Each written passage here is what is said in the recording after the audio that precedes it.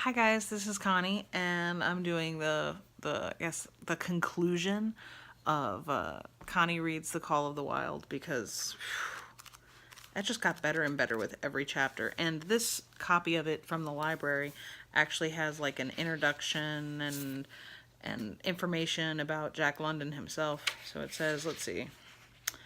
Call of the Wild and Selected Stories. I'm not reading the selected stories right now, but if you wanted me to read any of these, I think there's called Diable a Dog, An Odyssey of the North, To the Man on Trail, To Build a Fire, Love of Life.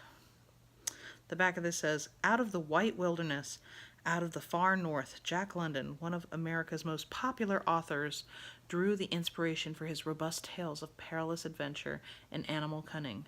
Swiftly paced and vividly written, the novel and 5 short stories included here capture the main theme of London's work, the law of the club and the fang, man's instinctive reversion to primitive behavior when pitted against the brute force of nature. With an introduction by Alex Kershaw and a new afterword by Toby Hiller. I'm not reading the afterword because we aren't actually going through all of the book. Oh, unless of course it says, The Call of the Wild by Jack London is one of the most beloved stories of all time. It gained immediate and immense popularity after it was published in 1903 and is still one of the most widely read American classics at home and worldwide. When you consider that it was written more than a century ago, its appeal may be entering the timeless territory where books like Stevenson's Treasure Island, Kipling's The Jungle Book, and Mark Twain's Huckleberry Finn reside. It remains an enduring favorite of both children and adults. Okay. What else? I'm just trying to make sure it's not covering anything else.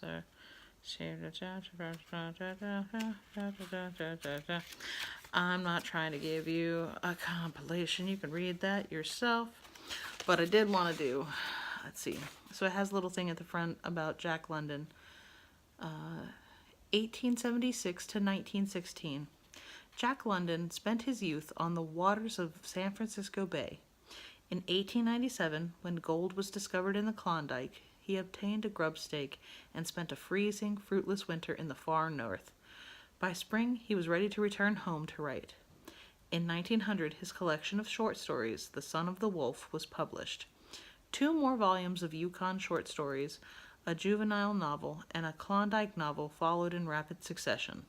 Then came his best-selling novel, The Call of the Wild, in 1903, and the beginning of the years that were to bring him wealth and worldwide popularity. The eternal traveler, London served as a correspondent in Japan and Mexico and sailed his own ketch to the Solomon Islands before his death. That's pretty cool. So there's an introduction that we could have possibly written all over this. But I'm good.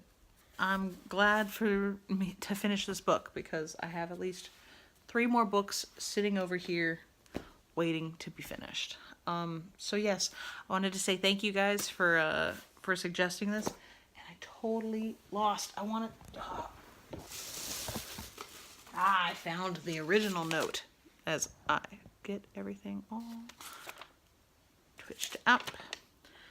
I want to thank a big thank you again to the Save Water Live Longer Twitter handle and Mr. Levine's 7th grade class, part of Linda Rowe Canyon Middle School. Thank you guys so much for reaching out to me on social media and specifically asking for this book. I was glad to start it with you. I'm sure you guys are probably finished or have done other, apparently you guys were doing other recordings of it, which please send them back to me via Twitter so that I can watch them, because I'd love to hear your take on how you read these, because it's so much fun. This was such a good book, and I never would have thought to read it unless I had to read it out loud nowadays.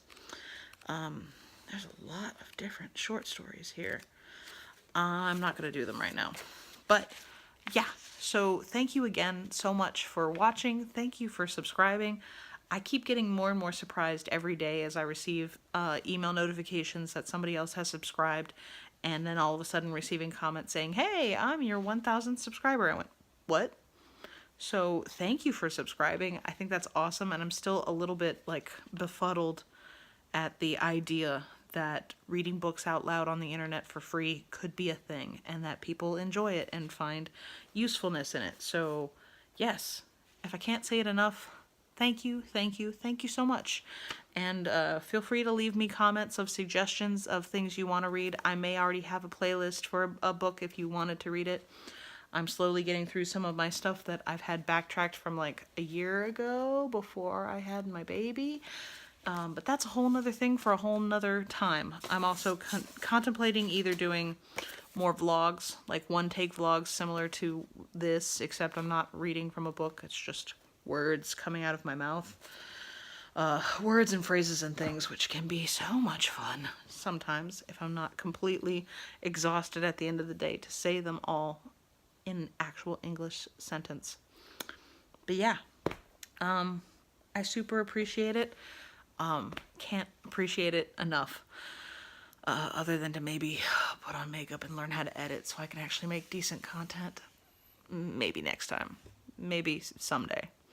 But until then, once again, it's just a thing that I do for my outro about life. You know, be careful with that and enjoy, please and thank you.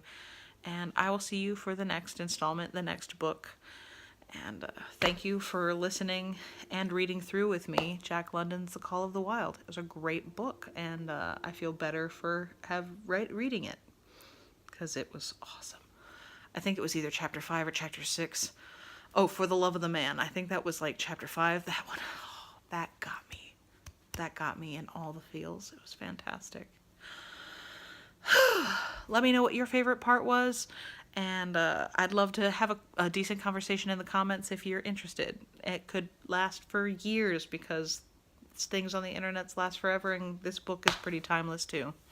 So, I already said my outro. I think I've talked too much. Have a great one. Bye.